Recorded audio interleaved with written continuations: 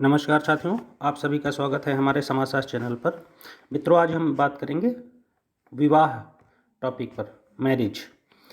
ये आपके PGT TGT हर जगह ये कोर्स में है और ये पूछा जाता है बहुत ज़्यादा, इससे प्रश्न आते ही आते हैं, तो आपका ये तैयार होना चाहिए। मित्रों, इस पर हम एक ओपन लेक्चर जैसी बातचीत करेंगे। आप लोग मेरे लेक्चर को लगातार जो है यदि पसंद कर रहे हैं तो उसे हमारे चैनल को लाइक कीजिए, शेयर कीजिए और ज़्यादा से ज़्यादा लोगों तक सब्सक्राइब भी कीजिए। मित्रों, हमारा लेक्चर बहुत ज़्यादा प्रिंटेड नहीं है, पॉपुलर उस तरह का पॉपुलर नोट्स नहीं होता है, लेकिन आपको मैं यकीन दिलाता हूँ कि सबसे ज़्यादा प्रश्न मेरे लेक्चर से आएंगे। जब एग्ज़ाम हो जाएगा तो आप ये चीज़ तब आप जो है इसका एग्ज़ामिन कर लीजिएगा मेरे लेक्चर्स का। अभी ज़्यादा बात करने का कोई मतलब नहीं है, लेकिन यदि आप हमारे चैनल पर विश्वास रखते हैं तो आपको बेहतर ये चैनल परफॉर्म करके देगा, ये मेरी गारंटी है। मित्रों, लेक्चर स्टार्ट करते हैं। सबसे पहली बात यह है कि विवाह क्या है। तो बेसिकली विवाह के बारे में कई प्रकार की राय हैं। जैसे मैंने आपको लोगों को विवाह एक संस्था बताया था, ये डायरेक्ट एक प्रश्न होता है कि विवाह क्या है। तो विवाह एक संस्था है, और अगर परिभाषा के तौर पर कहा जाए विवाह क्या है, तो विवाह पति पत्नी को पारस्परिक जीवन में प्रवेश कराने की संस्था है। पारस्परिक जीवन, चूँकि विवाह एक तरीके का एक लीगल सेक्सुअल रिलेशनशिप जिसकी समाज मान्यता देता है। आप अगर सामान्य ढंग से सोचें तो आमतौर पर लोग शादी में एक ठीक ठाक जो है लोगों को बुलाते हैं, अपने रिश्तेदारों को बुलाते हैं, मित्रों को बुलाते हैं। वो क्यों बुलाते हैं? वो इसलिए कि ताकि वो एक तरीके से जो दो लोग हैं, एक फीमेल और एक मेल, उनके जो संबंध हैं उनको एक तरीके से लीगलाइज करना होता है। इसलिए अपने नेबर्स को, अपने फ्रेंड्स को, अपने नेटिव्स को, रिलेटिव्स को बुलाया जाता है।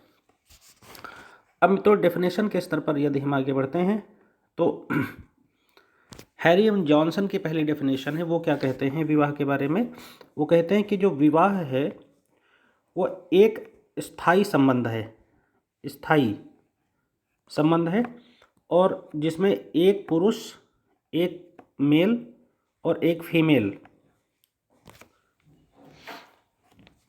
को समुदाय किसी बिना कोई क्षति पहुंचाए उनकी उनकी संतान होगी उसको सामाजिक मान्यता या सामाजिक स्वीकृति प्रदान करती है। तो जो मैंने भी आपको डेफिनेशन बात बताई थी, ठीक वो उसी का एक तरीके से परिभाषित रूप है। अगर हम बोगार्ड्स के शब्दों में देखें तो बोगार्ड्स का क्या कहते हैं? बोगार्ड्स कहते हैं विवाह पति पत्नी को पारस्परिक जीवन में प्रवेश कराने की संस्था है। पारस्परिक जीवन में प्रवेश कराने की संस्था है। जो मैं बोल रहा हूं इसे पॉज करके आप नोट भी कर लीजिएगा। और यदि हम देखें कि अन्य कुछ समाजशास्त्रियों के नज़रिए से, चूँकि कोटेशन तो किसी भी के अनुसार आ जाती हैं, जैसे कोटेशन आ जाती है WHR रिवर्स के अनुसार। तो WHR रिवर्स कहते हैं जिन साधनों द्वारा मानव समाज यौन संबंधों का नियमन करता है उन्हें विवाह कहते हैं। यानी लीगल सेक्सुअल रिलेशनशिप पर सब लोग फोकस करते हैं मैरिज में। और आप आगे बढ़ते हैं, जैसे मेलिनोवस्की क्या कहते हैं? मेलिनोवस्की की राय कुछ इस तरह से है। वो कहते हैं बच्चों की उत्पत्ति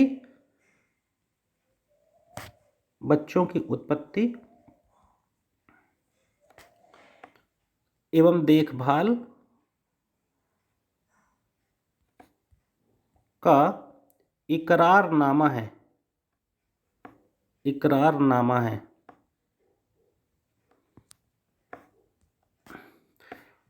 और अगर हम बात करते हैं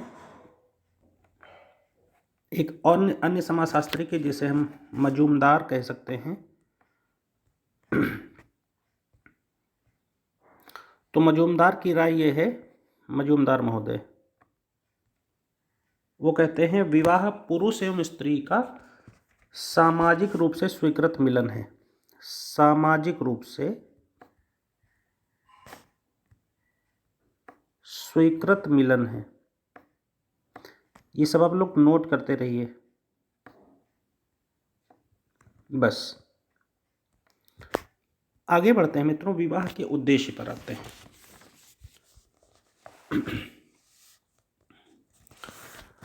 अगर हम विवाह के उद्देश्य को ठीक तरीके से समझने की कोशिश करें तो इसमें हमें मिलेगा कि भाई अलग अलग समाज हैं हमारे यहाँ पर, जैसे हिंदू, इस्लाम, क्रिश्चियन, सिख, जैन, पारसी, यहूदी, बहुत से धर्म हैं। तो अन्य सभी धर्मों में अलग अलग प्रकार के विवाह के कारण हैं, विवाह के उद्देश्य हैं, विवाह की प्रवृत्तियाँ हैं, विवाह की प्रकृति हैं, और विवाह को अलग अलग नज़रिए से देखा जाता है। जैसे हिंदुओं में विवाह को एक संस्कार माना जाता है, जबकि इस्लाम में विवाह को एक समझौता माना जाता है, एक कॉन्ट्रैक्ट की तरह होता है। तो अगर हम विवाह के उद्देश्य देखें तो सबसे पहले हमारे समाज में, हिंदू समाज में, तो विवाह को धार्मिक माना जाता है, धार्मिक संस्कार है ये, एक तो ये है। लेकिन अब इनके हम उद्देश्य जाने तो नंबर 1 उद्देश्य हम कह सकते हैं कि यौन संतुष्टि। यौन संतुष्टि प्रथम उद्देश्य। दूसरा पारिवारिक उत्तरदायित्व। अब इनमें कोई खास समझाने वाली बात नहीं है, पारिवारिक उत्तरदायित्व, फैमिली की रिस्पॉन्सिबिलिटी होती है। अगला पॉइंट नंबर 3 संतानोत्पत्ति। संतानोत्पत्ति, ये सब नोट करते रहिएगा आप लोग, नंबर 3। नंबर 4 व्यक्तित्व का विकास। विवाह के माध्यम से व्यक्तित्व का विकास भी होता है, क्योंकि आप ज़्यादा अलग अलग रिलेशन में आते हैं तो आपकी पर्सनैलिटी इन्हांस करती है। अगला पॉइंट सामाजिक उत्तरदायित्व। सामाजिक उत्तरदायित्व भी बढ़ते हैं। भाई आप एक से ज़्यादा संबंधों में जुड़ जाते हैं, एक अपनी पत्नी के परिवार से संबंधित, और भी आपके ऊपर बच्चे पैदा होते हैं, उनसे संबंधित गंभीरता आपके जीवन में आती है। अब मित्रों कभी कभी थिंकर के अनुसार पूछ लेता है तो उसको भी जानना चाहिए। जैसे बोमेन क्या कहते हैं, बोमेन की राय है, इनके अनुसार विवाह के जो उद्देश्य हैं वो बेसिकली 5 हैं। पहला उद्देश्य है यौन संतुष्टि। दूसरा उद्देश्य है घर एवं परिवार की इच्छा।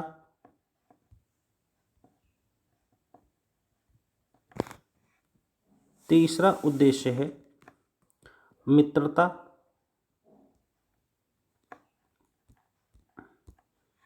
चौथा उद्देश्य है सामाजिक स्थिति। सामाजिक स्थिति, भाई भारतीय समाज में तो जो जिनका विवाह नहीं होता उनको एक अलग नज़रिए से देखा जाता है, एवं सम्मान। और 5वां है आर्थिक सुरक्षा।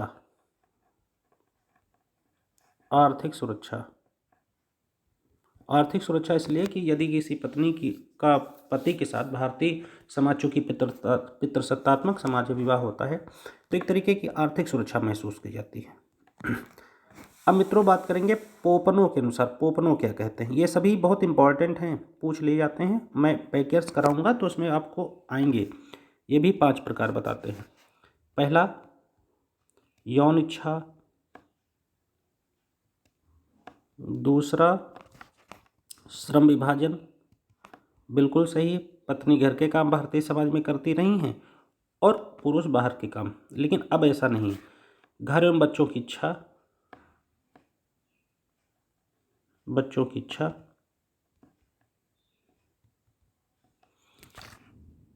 चौथा मित्रता, ये भी मित्रता बताते हैं। और 5वां है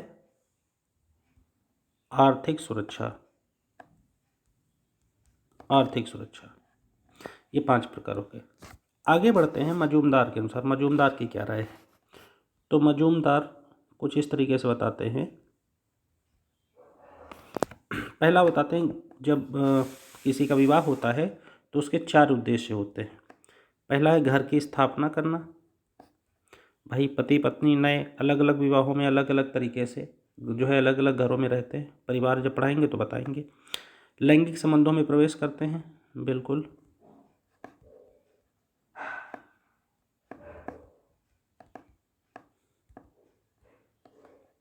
तीसरा प्रजनन, और चौथा बच्चों का पालन पोषण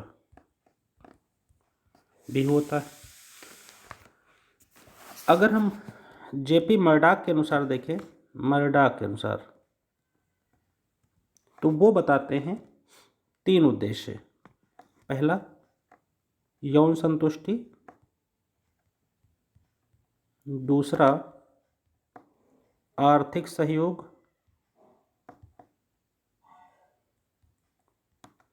तीसरा संतानों का समाजीकरण। अगर किसी के बच्चे हैं, माँ बाप, बच्चे पैदा हुए और माँ बाप उसका समाजीकरण करते हैं, यानी उसको समाज के बारे में सिखाना, समाजीकरण।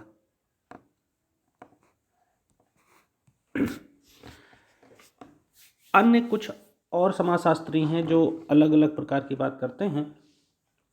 जैसे अगर हम बात करें इसके प्रकार की कि किस तरीके से फंक्शनल है विवाह के प्रकार,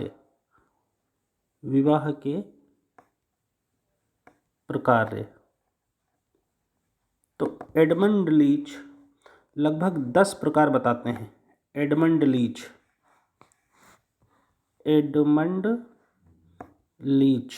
10 प्रकार बताते हैं। पहला,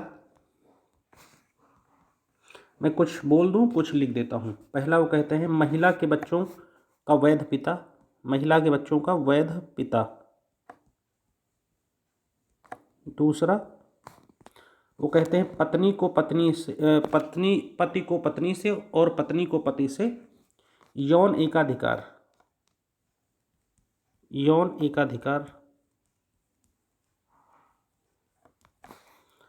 तीसरा पति को पत्नी के घरेलू और श्रम सेवाओं का आंशिक या पूर्ण एकाधिकार। फिर अगला बताते हैं पत्नी को पति की और श्रम सेवाओं का आंशिक या पूर्ण एकाधिकार। इसी तरीके से काफ़ी बातें बताते हैं। ये बहुत इंपॉर्टेंट नहीं है, इसलिए मैंने लिखा भी नहीं था। आगे बढ़ते हैं मित्रों विवाह के प्रकार पर। तो विवाह का प्रकार जब हम देखेंगे तो इसमें हम देखते हैं बेसिकली 2 प्रकार के विवाह महत्वपूर्ण हैं। एक प्रकार का एक विवाह और दूसरा है बहुविवाह। 2 प्रकार के विवाह सबसे महत्वपूर्ण हैं। और बहुविवाह के अंतर्गत 3 प्रकार के विवाह हैं। एक है बहुपत्नी विवाह और दूसरा है बहुपति विवाह और तीसरा है समूह विवाह। तो इसको मैं ज़रा एक बार और क्लियर करता हूँ। जो बहुपत्नी विवाह है उसमें 2 हैं। एक है भगिनी बहुपत्नी, अभी मैं इसको क्लियर करूँगा, भगिनी बहुपत्नी, और दूसरा है अभगिनी। उसी तरीके से बहुपति विवाह में भ्रातृत्व बहुपति विवाह, भ्रातृत्व बहुपति विवाह, और दूसरा है अभ्रातृत्व बहुपति विवाह, अभ्रातृत्व बहुपति विवाह।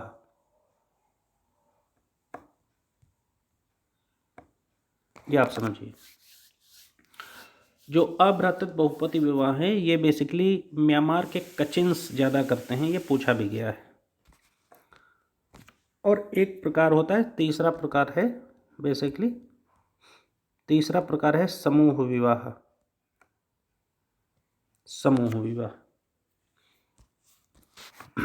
अब इनकी व्याख्या भी आगे करेंगे। पहला है बहुपति विवाह के कारण। सॉरी, बहुपत्नी विवाह के कारण, पहले हेडिंग बनाई गई है बहुपत्नी विवाह के कारण। इसमें बहुपत्नी विवाह का कारण मतलब ये है कि एक पति, ये होता क्या, एक पति अनेक पत्नियां। राजाओं में ये चीज़ें देखने को मिलती थी। अब इसमें क्या है, इसके कारण क्या है। पहला कारण है कि स्त्रियों का अधिक होना, स्त्री अधिक। दूसरा आर्थिक कारण, अधिक जरूरतें, अधिक जरूरतें। तीसरा सामाजिक प्रतिष्ठा। चौथा नवीनता की तृष्णा, यानी नवीनता होनी चाहिए जीवन में, नवीनता की तृष्णा, तृष्णा। पांचवा पुत्र प्राप्ति की इच्छा, पुत्र इच्छा।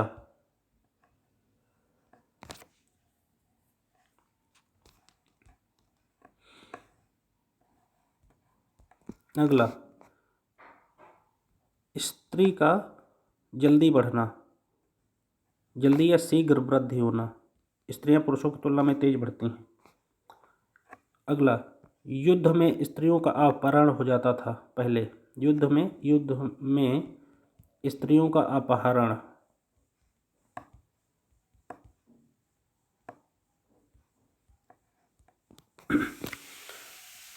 ऐसे ही बहुत से कारण जो हैं उनको बताया गया है। अब बहुपत्नी विवाह के लाभ जान लेते हैं। तो पहला लाभ है कार्य में सहयोग।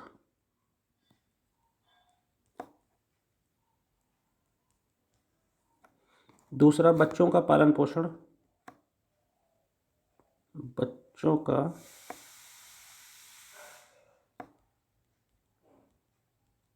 पालन पोषण। तीसरा है व्यभिचार की रोकथाम,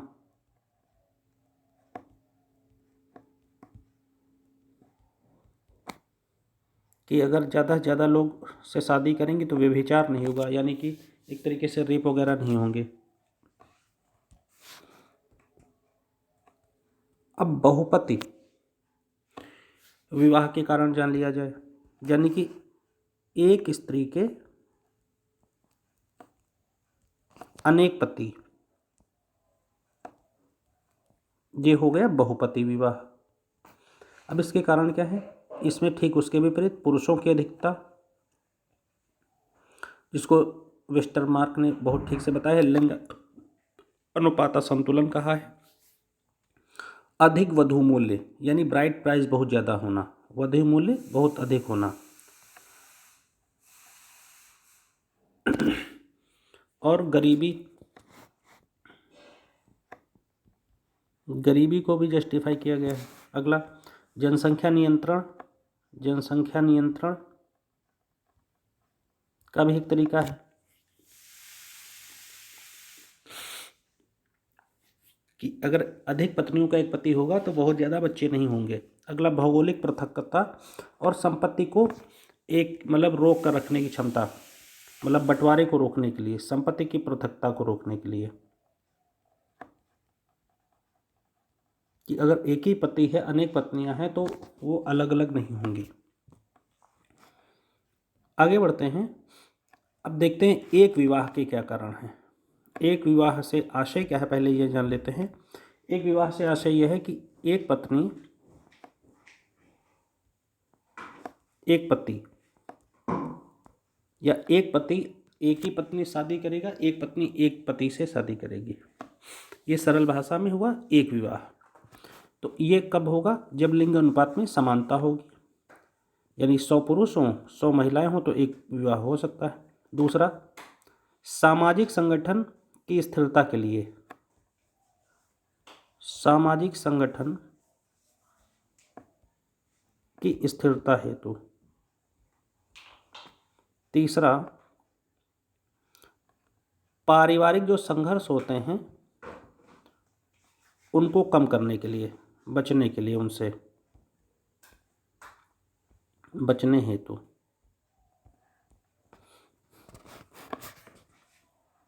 अब आगे बात करते हैं मित्रों विवाह के नियम पर। तो विवाह के नियम ये बहुत इंटरेस्टिंग हैं, इनको बहुत ध्यान से आप लोग देखिएगा। इसमें दो प्रकार के नियम हैं। एक प्रकार का नियम है जिसे निषेधात्मक नियम कहते हैं, और दूसरे प्रकार का नियम है जिसे अधिमान्य नियम कहते हैं। तो निषेधात्मक नियम के अंतर्गत कुछ बातें हैं, जैसे पहला नियम है इंसेंट टैबू, यानी अगम्य गमन नियम या निकटाभिगमन नियम। अगम्य गमन नियम। दूसरा है बहिर्विवाह।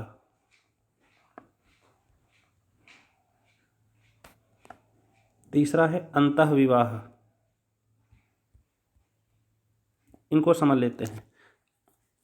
किस तरीके से अगम्य गमन नियम का मतलब ये हुआ कि जो आपके भाई बहन हैं या ऐसे रिलेटिव्स हैं जो एकदम पास के संबंधी हैं या प्राथमिक संबंधी हैं, उनसे विवाह नहीं किया जाएगा।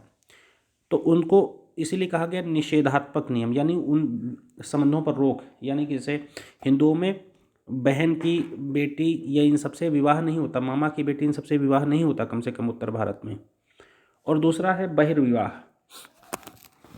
यानी एक जाति, मतलब जैसे जो मान लो ब्राह्मण है वो शूद्र से विवाह नहीं करेगा, इस तरीके से बहिर्विवाह इसको कहा जाता है। और अंतःविवाह को मान्यता है, अपनी जाति वगैरह में ही विवाह कर सकते हैं। और अगला पॉइंट बताया गया अनुलोम विवाह, कि अनुलोम विवाह ही होगा। यानी अनुलोम विवाह का आशय होता है उच्च कुल का लड़का निम्न कुल की लड़की। और अगला है प्रतिलोम विवाह, ये उसका एकदम ठीक विपरीत है। उच्च कुल की लड़की निम्न कुल का लड़का, ये प्रतिलोम विवाह है। और दूसरा है अधिमान्य विवाह, यानी प्रेफरेंशियल मैरिज, यानी निर्देशात्मक विवाह। यानी कि इसमें जो विवाह हो सकते हैं, जैसे समानांतर भाई बहन विवाह,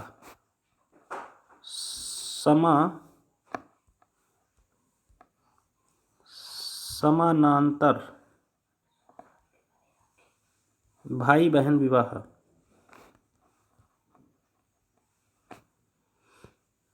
या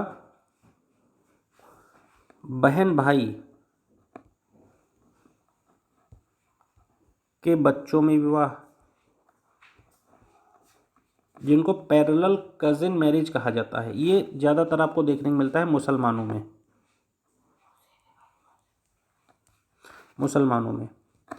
और एक और प्रकार है ममेरी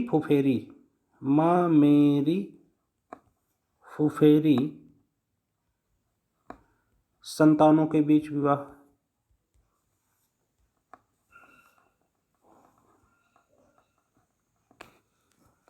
फिर अगला है देवर विवाह, अधिमान्य विवाह, यानी इनको मान्यता है देवर विवाह। और अगला है शाली विवाह, सोरोरोड जिसको कहते हैं, शाली विवाह, शाली के साथ विवाह करना या देवर के साथ विवाह करना, इनको मान्यता है। तो जो मैंने अभी बताया कि भाई बहन या भाई बहन के बच्चों के बीच विवाह, ये भी मान्यता है। ममेरी फुफेरी संतानों के बीच मान्यता है।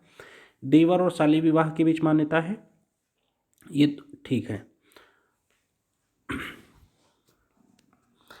मित्रों। इससे आगे मैं इसी लेक्चर में स्टार्ट करूँगा। आप लोगों को यदि हमारा ये लेक्चर पसंद आता है तो आप इसे ज़्यादा से ज़्यादा शेयर कीजिए, सब्सक्राइब कीजिए। Thank you very much.